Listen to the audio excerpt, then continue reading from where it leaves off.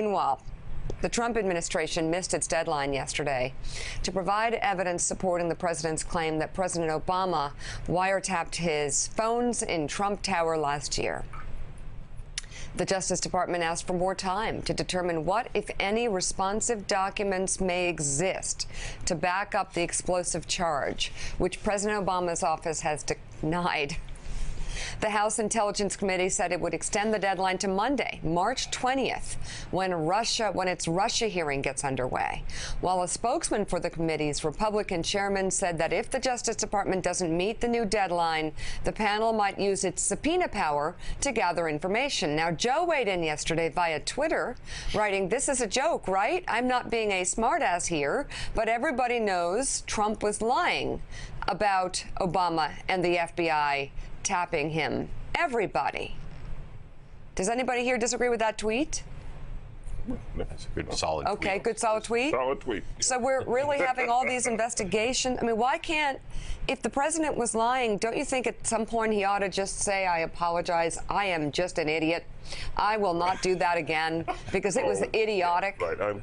I mean, it was an idiotic move. Does anyone here disagree he wasn't completely idiotic and embarrassing? Sean Spicer began walking it down and back. All right, so here's... Well, he tried to distinguish between wiretapping and wiretapping. So here's the thing. Here's where it gets actually worse. Think about it. I mean, this is ridiculous. And people are saying ridiculous with the look of alarm in their eyes when they describe this situation. Sean Spicer told reporters to direct their questions about the committee deadlines to the Justice Department and attempted to recast the meaning of the president's words. I think if you look at the president's tweet, he said very clearly, quote, wiretapping, in quotes. There's been substantial discussion in several reports.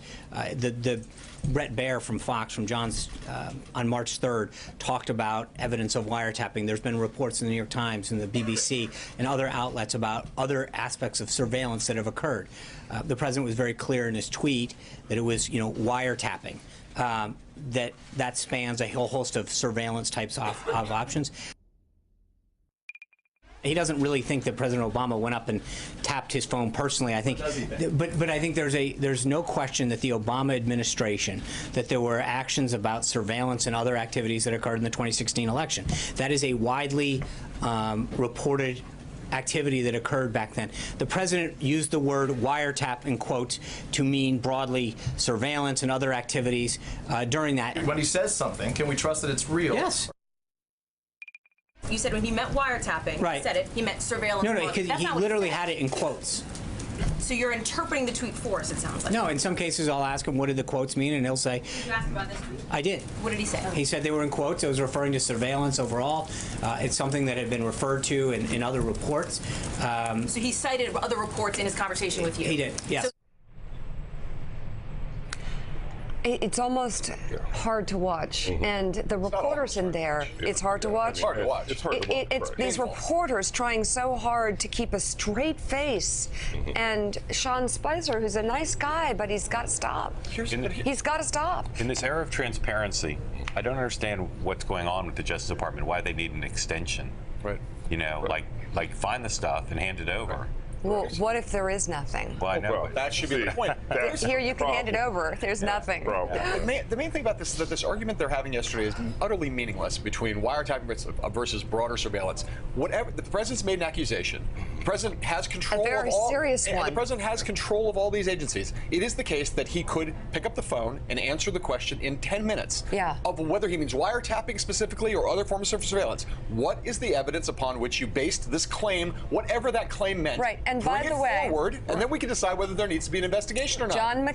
Senator John McCain says if you have something, prove it, and if you don't, so it's not, pundits and analysts trying to, I don't know what, go off on television. We're just asking the question. I would like to know the answer to the question. Were you lying, Mr. President? Did you make it up? Was it some sort of little spurt of activity that you had out of need to have action? I'd like to know where it came from, because it's a very serious allegation, and it questions everything that you're about. and it questions whether we can ever believe you and whether Americans can believe you and whether this country is being run by someone who thinks this is a serious job or thinks it's a joke and he can amuse himself on Twitter every single day just because he feels like it and spew out lies about people and call them names and make defaming claims about their reputations just because he feels like it. Are you that person?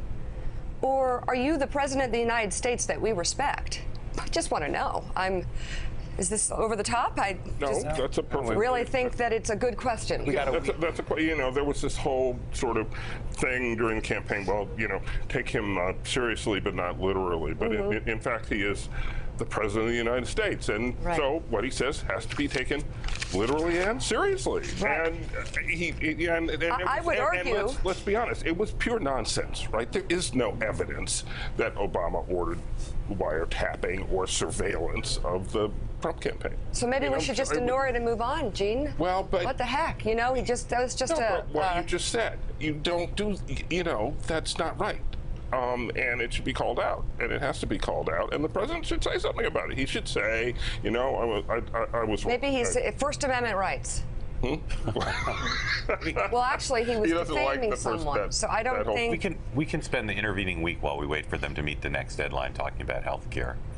Yeah, we could. And then in a week we'll come back and see what evidence they handed over. Coming up, much more on the CBO report that finds the number of uninsured under the GOP health care bill will increase. The number of uninsured will increase by 24 million people over the next decade. Steve Ratner's been crunching the numbers. We've got his charts next on Morning Joe.